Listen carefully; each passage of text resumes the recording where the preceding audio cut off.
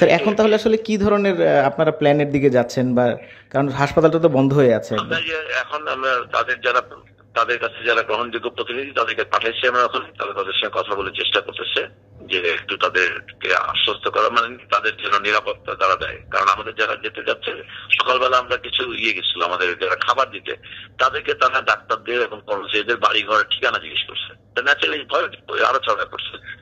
বুঝতে পারছেন? আমরা আজকে সকালবেলা নাস্তার ওখানে তো ওরা বাবুর্চিতে ঢুকতেছিল, পরে আমরা অন্য দুইজন বাবুর্চিকে স্পেশালি ঢুকতেছিলাম। তারা যখন এখানে কর্মচারী এবং বাবুর্চিকে খাবার দিল, ওরা যাদের একটা বিরাট তালিকা দিচ্ছে, ওরা একজন কর্মচারী, একজন ডাক্তার ঢুকতে দিবে না। আমরা তাদের বাইরে বাকিদেরকে সকালবেলা পাঠাচ্ছি। তাদেরকে তারা যখন জিজ্ঞেস করছে আমাদের বাড়ি ঘর কোথায়, বাসার ঠিকানা চাচ্ছে, এই অবস্থায় থেকে একটা প্যানিক ছড়া করছে আমাদের মানে প্রোভাইডারদের মধ্যে, ডাক্তার হোক, কর্মচারী হোক, নার্স হোক। এখন আমরা তাদেরকে পাঠাবো যে আমরা তো মানে নিরাপত্তা আমরা কাউকে কাকে অ্যাসিওর করবো, সবাই ভয় পেয়ে গেছে সবাই।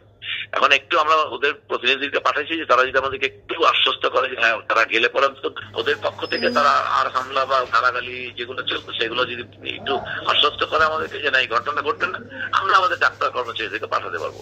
আমাদের তো চিকিৎসা পদ্ধতিটা বাংলাদেশের স্ট্যান্ডার্ডের চিকিৎসা হয়েছে, দেশের ইতিহাসে কোনো সরকার করে নাই, এরকম অভ্যুত্থান হয়নি এবং অভ্যুত্থানে আমাদেরকে সর্বোচ্চ চেষ্টা করা হয়েছে। 8ই অগস্টের পরে এই পর্যন্ত মাত্র 45 জন মারা গেছে। আমরা তো এর আগে টোটাল 800 জন মারা গেছে আমাদের এই অন্তর্বর্তীকালীন সরকার দায়িত্ব আগে। বুঝতে পারছেন? আমরা তো দায়িত্ব নেওয়ার পর চেষ্টা করা হয়েছে বেস্ট পসিবল ট্রিটমেন্ট দেওয়ার, দেশে বিদেশে সব পাবে।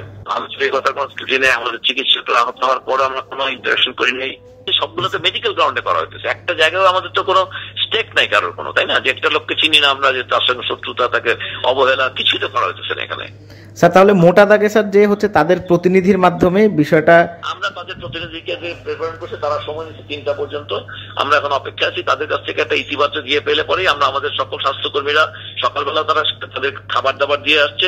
কিন্তু বলছি যে ওই সময় তাদের সঙ্গে ইন্টারাকশনের মাধ্যমে আতঙ্ক আরো ছড়ায় পড়ছে, সেই কারণে তাদেরকে আমরা রেডি করে রাখছি সবাই, চিকিৎসক এবং অন্যান্য স্বাস্থ্যকর্মীরা।